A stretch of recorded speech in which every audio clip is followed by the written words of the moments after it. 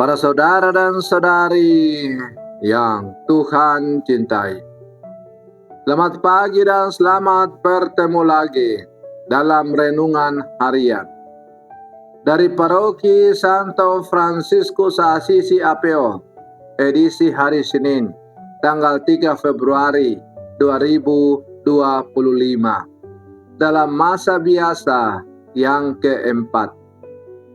Mengawali hari yang baru ini, kita hendak mendengar dan merenungkan sabda Tuhan. Marilah sebelum kita mendengar dan merenungkan sabda Tuhan, kita berdoa. Dalam nama Bapa dan Putra dan Roh Kudus.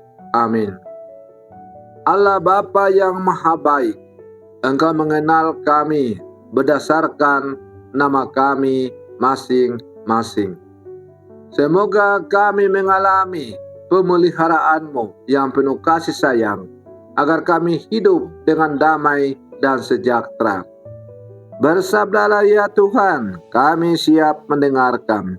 Terpujilah Engkau Bapa, Putra dan Roh Kudus, kini dan sepanjang segala masa. Amin. Para saudara dan saudari yang Tuhan cintai, sabda Tuhan yang hendak kita dengar dan kita renungkan untuk mengawali hari yang baru ini diambil dari Injil Markus pasal 5 ayat 1 sampai 20. Tuhan bersamamu. Inilah Injil suci menurut Markus. Sekali peristiwa, sampailah Yesus dan murid-muridnya di seberang danau Galilea, di daerah orang Gerasa. Baru saja Yesus turun dari perahu, datanglah kepadanya seorang yang kerasukan roh jahat dari pekuburan. Orang itu diam di sana, dan tidak ada lagi yang sanggup mengikatnya dengan rantai sekalipun.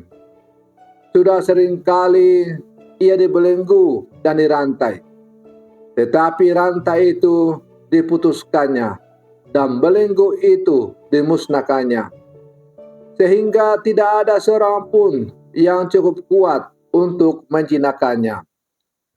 Siang malam ia berkeliaran di pekuburan dan di bukit-bukit sambil berteriak-teriak dan memukuli diri dengan batu. Ketika melihat Yesus dari jauh, berlarilah ia mendapatkannya. Ia lalu menyembahnya dan dengan keras ia berteriak, "Apa urusanmu dengan aku, hai Yesus Anak Allah yang Maha Tinggi? Demi Allah, jangan siksa aku."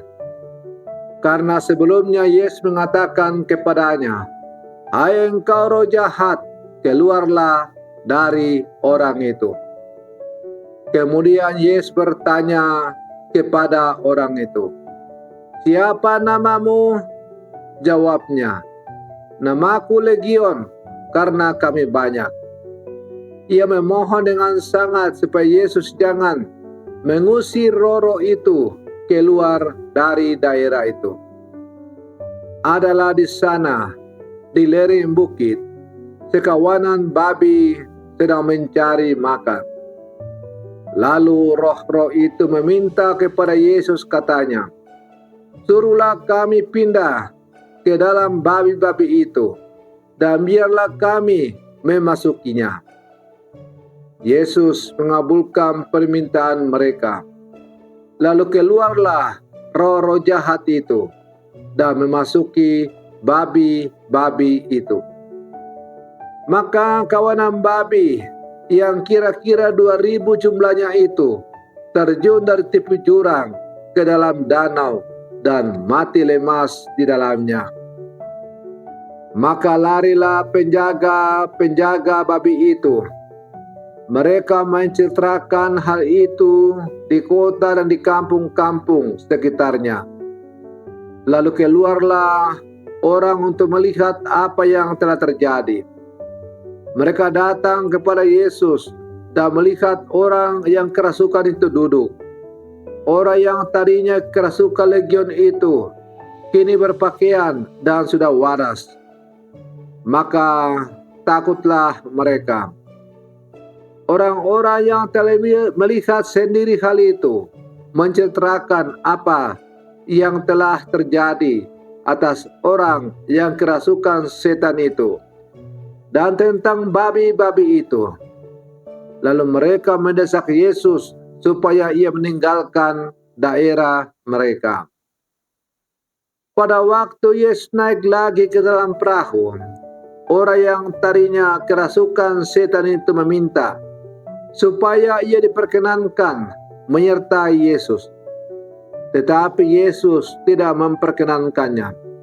Yesus berkata kepada orang itu, "Pulanglah ke rumahmu, kepada orang-orang sekampungmu, dan beritahukanlah kepada mereka segala yang telah diperbuat Tuhan atasmu, dan ceritakanlah bagaimana ia telah mengasihi engkau." Orang itu pun pergi dan mulai memberitakan di daerah Dekapolis segala yang telah diperbuat Yesus atas dirinya, dan mereka semua menjadi heran. Demikianlah sabda Tuhan. Para saudara dan saudari yang Tuhan cintai, dalam menjalani kehidupan kita, kita selalu diajak untuk selalu berpasrah kepada Tuhan. Berpasrah atau kepasrahan bukan bersifat pasif dan menunggu. Kepasrahan adalah keberanian orang untuk mengosongkan diri dan membiarkan kuasa Tuhan bekerja dalam dirinya. Kuasa Tuhan memberikan daya kepada kita dan daya untuk menjadi kekuatan kita untuk melewati suka duka dalam kehidupan ini. Para saudara dan saudari yang Tuhan cintai, melalui bacaan Injil yang baru saja kita dengar, kita melihat bagaimana kuasa Tuhan bekerja secara dahsyat mengusir kuasa jahat yang bernama legion, yang berarti banyak atau keroyokan. Bagaimana kekuatan jahat itu juga ditampakkan sangat kuat.